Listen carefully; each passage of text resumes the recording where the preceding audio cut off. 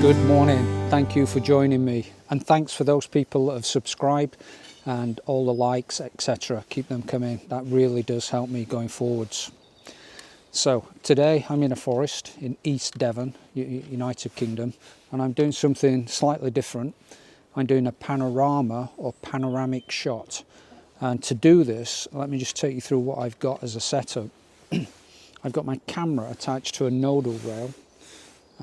This is the nodal rail, and the nodal rail is on a swivel plate, and this allows the camera to move absolutely butterly smooth, 360 degrees. So there's my camera. I use a field monitor. I find the best way of getting the composition is using a field monitor. It saves you looking through the viewfinder, etc. So I do find field monitors really useful. Obviously there's an HDMI cable to the camera. I've got remote shutter release. So this is essentially my setup. I'm also displaying a MI-KEE. I've made these to connect the adapter screws, or tighten and loosen the adapter screws. I always struggle with the adapter screws. They either get jammed and then you have to use a coin, and I never have a coin when I need a coin. So I find that frustrating. So what I have is I've made these MI-KEEs. So if you would like to purchase one, either personal message me or leave a message in the comments and I'll get one sent out to you. So they're good for any 2mm slot. They're made from marine grade stainless steel 316, so they won't rust, and I find them ergonomic, and you can get a really nice grip using them, because sometimes if you don't connect the quick release plates properly to your camera, things can start moving.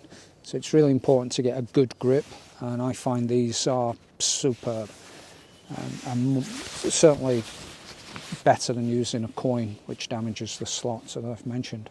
So essentially that's my setup today. Let me just take you through the composition. This is my start position, and as we index the camera around, we will be able to ensure that the overlaps of the panorama when it's stitched together is super accurate. So using the graduated swivel plate, you can make a note of where you want to start and where you want to finish. So using this little white dot here, I'm on 0 degrees, and I can index this around to where I want to finish, which in this instance, using the indicator on the other side of the swivel, to 315 degrees.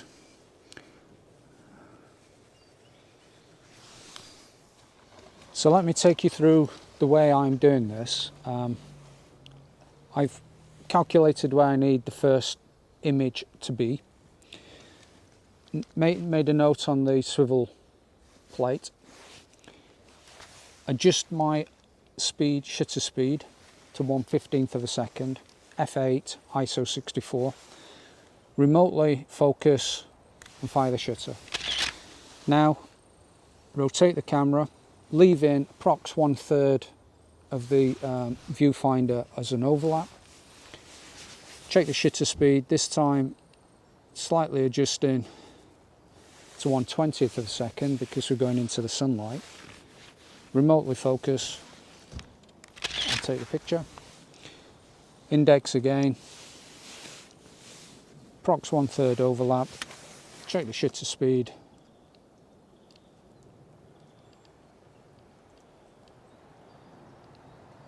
alter the shutter speed, this time to 1/25 of a second, remotely focus, you may be able to just pick that up, remotely focus, fire the shutter. And then the last one, index, I made a note, so I'm indexing now to 0 degrees, which is so easy. just check the shutter speed again. Okay, still good at 1/25 of a second. Remotely focus, fire the shutter. So the idea then is to stitch these together in post.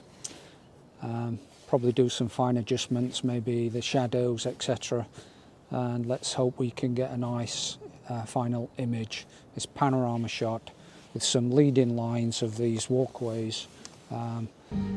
See what you think. Let me know in the comments.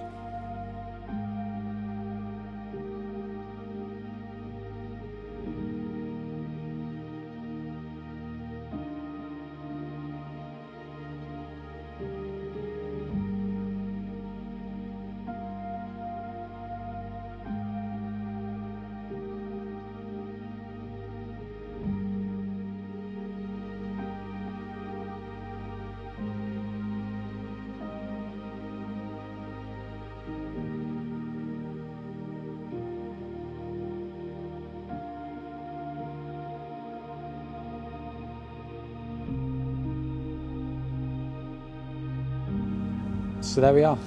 It looks a complicated setup, but in real terms it's simplistic. And this is my final image.